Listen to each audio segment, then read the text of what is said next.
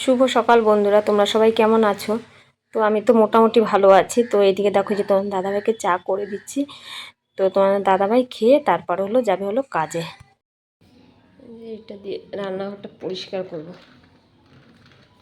রান্নাঘরের স্ল্যাবগুলো একটু তেল কাজটা হয়ে গেছে, গ্যাসটা সব ওই সাইডটাও পরিষ্কার করবো। কালকে রান্না করার পরে মুছছি, জেলটা সাবান এই সারটা দেওয়া হয়েছে, একটা কম তেল কাজটা এটা দিয়ে মাঝে মাঝে পরিষ্কার করি, আবার খুব তেল পেস্ট হলে সার্ফ দেওয়া দিলে পরিষ্কার করি। তো খুব নোংরা এই জন্য ভাবছি এটা দিয়ে পরিষ্কার করি।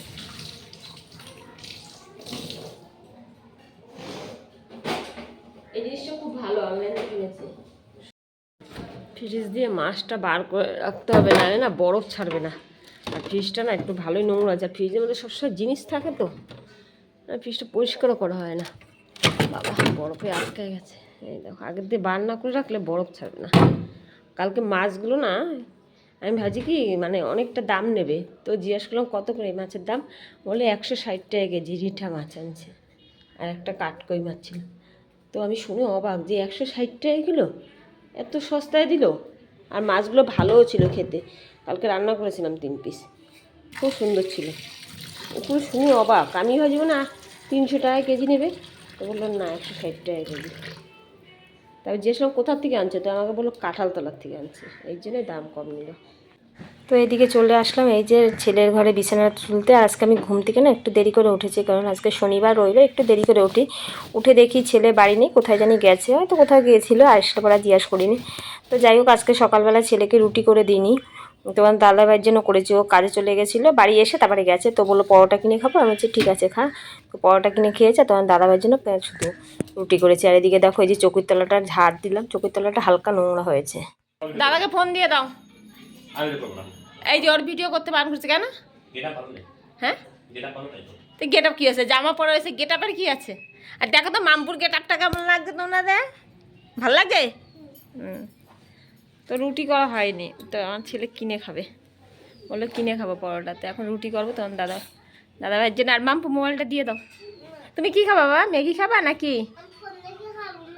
ফোন দেখে ম্যাগি খাবা? আর ফোন যদি না থাকে তাহলে খাবা না তো?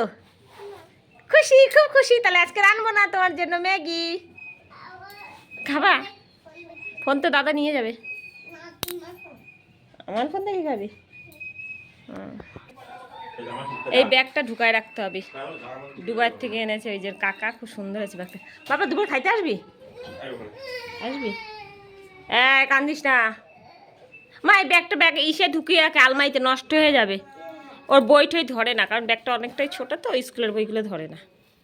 তো আমি বলছি কোথাও যখন যাবি তখন এই ব্যাগের মধ্যে জামা প্যান্ট নিয়ে যাওয়া, সুন্দর সাজার জিনিস নিয়ে যাওয়া, ঠিক আছে? হ্যাঁ কি? হ্যাঁ, ট্রেনে করে যখন যাবা। আমার মেয়ে ট্রেনে চড়তে খুব ভালোবাসে, গাড়ি। ও মা, তুমি গাড়ি ঘোড়ায় চড়তে ভালোবাসো? ট্রেন গাড়ি এগুলোতে চড়তে ভালোবাসো? ট্রেনে চড়তে ভালোবাসে। আর ওর মতো বয়সে আমার বাপ্পা গাড়ি ঘোড়ায় চড়ালে কি যে কানতো, যাইতেই যাইতো না, হেবি কানতো। ওই যে কাজে চলে যাচ্ছে। এই যে তোমার দাদাভাই কালকে কি কি আনছে জানি, কালকে তার ঢালা হয়নি। ও তেল এনেছে, আমি বলেছিলাম তেল নেই। সাবান এনেছে, এই যে একটা টোস্ট বিস্কুট, এই 10 টাকা দামের টোস্ট বিস্কুটগুলো আনতে বারণ করি, এগুলো ভালো হয় না। 15 টাকা দামের টোস্ট বিস্কুটগুলো ভালো হয়, সেই 10 টাকা দামে নিয়ে আসে। আর এই দেখো এক চেন শ্যাম্পু এনেছে, 2টো সাবান, আর এই যে মেয়ের জন্য ম্যাগি এনেছে। মেয়েকে এখন ম্যাগি করে দেবো। তো এগুলো না এখানে সব গুছিয়ে রাখবো, সাবানটা রাখবো না, শুধু ওই দেখো বিস্কুট রয়েছে আর 2 প্যাকেট আগে। তেলটাও ঢালতে হবে, তো এখন রাখি, পরে ঢালবো। ওখানে শ্যাম্পুটা এখানে রাখি, পরে সব ঘরে রাখবো। এখান থেকে একটা ম্যাগি নেবো, ম্যাগি রান্না করবো।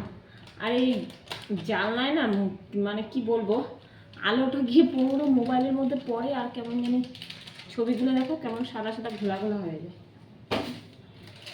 এই রান্নাঘরে 2-3টে জানলা পর এত আলো আসে না রান্নাঘরে, খুব সুন্দর আলো আসে।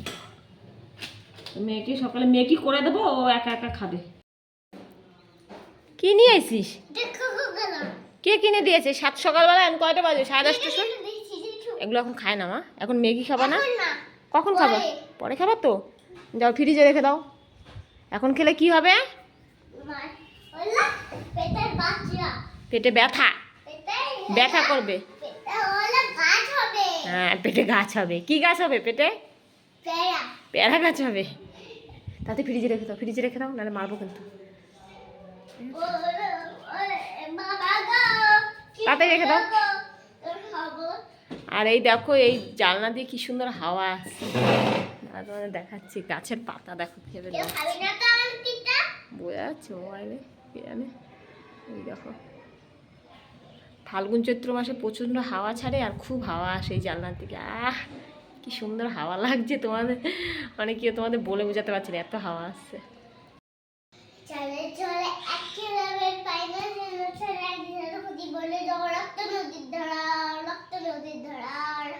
কোথা দিয়ে শিখেছি সেই গান? ফোন দেখে শিখেছ? আর ফোন দেখবা সারাদিন? দেখবা? ওই যে ম্যাগি করে রেখেছি, এই যে ম্যাগি খাওয়াবো মেয়েকে। একা একা খেতে পারবে তো মাম্পু? একা একা খেলে ফোন দেবো? ঠিক আছে দেবো।